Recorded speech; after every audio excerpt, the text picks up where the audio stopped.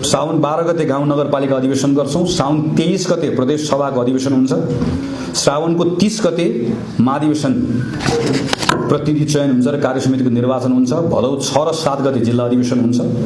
भदौ 15 र 16 गते प्रदेश अधिवेशन हुन्छ। भदौ 24, 25 र 26 गते नेपाली कांग्रेसको 15औं केन्द्रीय महाधिवेशन हुन्छ।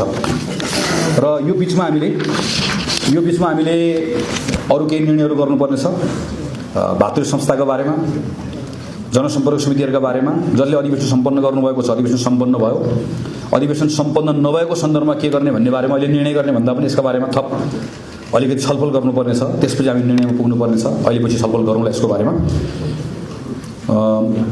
यो बीचमा खाली अब अन्त्यमा यति कुरा राखिसकेपछि मैले प्रदेश सभा र स्थानीय सरकारका सन्दर्भमा योभन्दा पहिला नेपाली कांग्रेस पार्टीले पटक पटक हामीले कसरी काम गर्ने, यसका सदाचार नीति लगायतका सन्दर्भमा खास गरी उपसभापति विश्वप्रकाश शर्माले पार्टीको बैठकमा प्रस्ताव राखेर केही निर्देशनहरू पनि गएको अवस्था थियो। यो आजको बैठकबाट हामीले निर्णय गरेर प्रदेश सभाका सन्दर्भमा पनि, प्रदेश सरकारका सन्दर्भमा पनि, स्थानीय सरकारका सन्दर्भमा पनि नेपाली कांग्रेस पार्टीले सर्टेन केही हाम्रो एथिकल कोडहरू पनि हामी बनाउँछौँ। डेलिभरी हाम्रो एफिसिएन्सी पनि बढाउनु पर्नेछ। सुशासनका सन्दर्भमा पनि हाम्रो प्रदेश सरकारहरूले एउटा मानक स्थापित गर्नुपर्नेछ। स्थानीय सरकारहरूले मानक स्थापित गर्नुपर्नेछ। ती ठाउँहरूबाट नेपाली कांग्रेसले प्रतिज्ञा पत्रमा बोलेका कुराहरू हामीले त्यहाँबाट पनि हामीले पर्फर्म गरेर देखाउनु पर्नेछ। यसका बारेमा पनि के एउटा ठोस निर्णय आजको बैठकबाट हामीहरू गरौँ।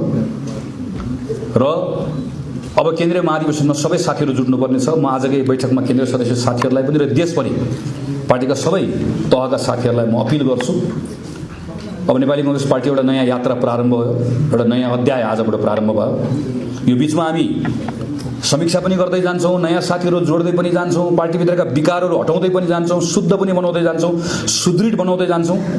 संसदमा रहेको साथीले संसदमा बसेर काम गर्नुहुन्छ। हामी जो उम्मेदवार भयो, हामी जुन ठाउँबाट हामी निर्वाचित भएर प्रतिनिधित्व गर्न सकेनौँ, तर त्यो ठाउँप्रतिको हाम्रो जिम्मेवारी छ।